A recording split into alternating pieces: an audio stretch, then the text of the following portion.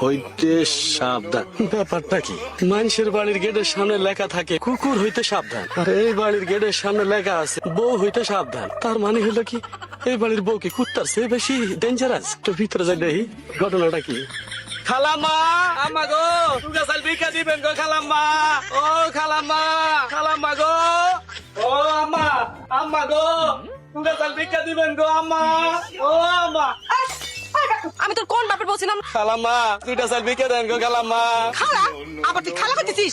আমার এদিকে তোর খালা মনে হইতেছে, তোর থাপ্পড় মেরে খালা পড়তে ফাটাই দিবি। এই কারণেই তো বাড়ির সামনে লেখা বউ হইতে সাবধান।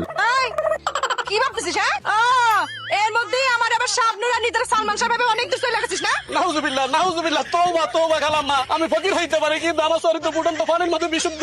আবার খালা? ফকিরের বাচ্চা ফকির! তুই জানিস আমার কয়দিন এসে বিয়ে হয়েছে? আমার বিয়ে হয়েছে মাত্র 7 মাস, আমার পোলাপান হয় নাই, আর তুই আমার খালা করতেছিস কোন আক্কেলে? তাহলে আপনার খালা কমু নাকি বউ কমু? বউ